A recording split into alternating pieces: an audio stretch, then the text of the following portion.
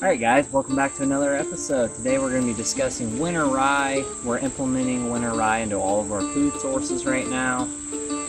We're dealing with some pretty rough conditions this year, as I'm sure most of you are. Really hot, really dry. We're having a tough time catching any rains. We've seen spells as long as 5-6 weeks with little to no rain. So winter rye is something I consider a fail-safe. It's definitely a good alternative to some of your other fall seed mixes, some of your cool season seeds like brassica and stuff like that. Winter rye is something that if a food plot does have a failure, which I'm sure there was quite a few failures this season. I struggled with brassicas here on the home farm. Got 3 brassica plots. We planted early, late July this year to try to time it with some rain, knowing that it was likely going to get really hot and dry again this August, just like it did last year. Dealing with the same conditions, so tough growing season, but I can always count on coming back in and overseeding all my food sources with a winter grain like rye or wheat. I prefer rye just because it grows so quick.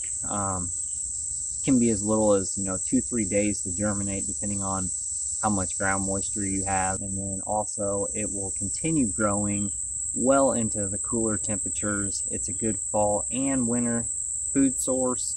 Rye will even germinate as low as like 34-33 degrees. So if you're somewhere a little bit north of here and you're going to hit cooler temperatures earlier than we are here in the central part of Illinois, no worries, you still have plenty of time to plant it. It definitely is better to plant it on the later side.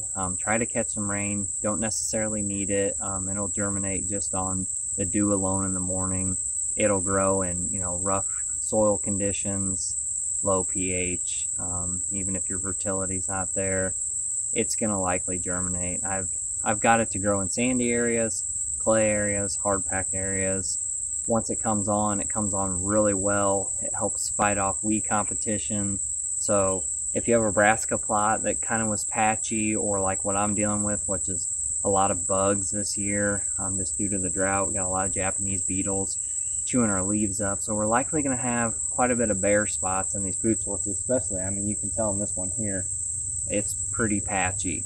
We do have a brassica food source in here. I wouldn't consider it a quality food source by any means for the upcoming fall. I would not rely on just this to get deer into, late fall, early winter. It wouldn't be highly attractive. The food would get wiped out, in a matter of weeks. But by coming in here and top seeding winter rye, I can guarantee this is going to be a good food source. Now I'm going to have brassica. I will have some bulbs that will turn out, so we'll have a late season food source they can pull at, but I'm also going to have winter rye. Layering rye is a big thing. I started implementing it on my food sources and I love it. Come through all my food plots, I put down about 100 pounds of rye, wait 4 or 5 days, go out, check for germination, and then I can come back in and put another 50 to 100 pounds. The seeding rate, it's really up to you. You can go extremely heavy. It deals well with crowding. Keep in mind, if you do have brassicas, you might not want to go overly heavy if you're trying to keep those brassicas going into late October, early November. But if it's just a rye food source, you can put that stuff on extremely heavy, like 300-400 pounds per acre. You don't have to go that excessive. I did in my 3/4 acre food plot, I put 200 pounds in that. I put about 100 and probably 120 pounds in here. I got another one a little bit bigger than this one, but it's just a long draw.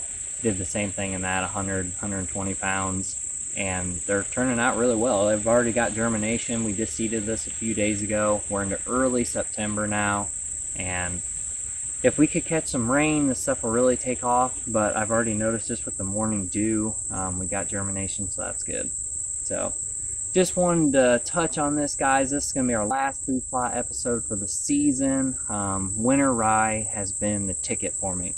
I know it's probably becoming sort of a fad, everybody's talking about it, but it really is a good food source. Something you can rely on if you have a food plot failure. You didn't have enough time, you couldn't get off work, maybe you don't have heavy machinery, you can't drill a lot of your stuff in, that's okay. You can come in, broadcast rye right on top of the soil, and you're just about guaranteed you're going to have germination. I've yet to have a failure in any of my rye plantings, so that's promising. I've had plenty of failures in, brassica, soybeans, even sorghum, cowpeas, things like that. But winter rye has been solid. I've never had any issues with it. So if you're not out there right now adding winter rye into your brassica food plots, I highly recommend it. And if you had a food plot failure and you're stressing out, don't worry. Go get you a bag of rye, put it down, and not ryegrass. Make sure it's rye grain. Thanks for tuning in on this week's episode, guys. We'll see you next week. Welcome back to another season of Hunt for the Harvest, brought to you by Schaub Outdoors Land Management.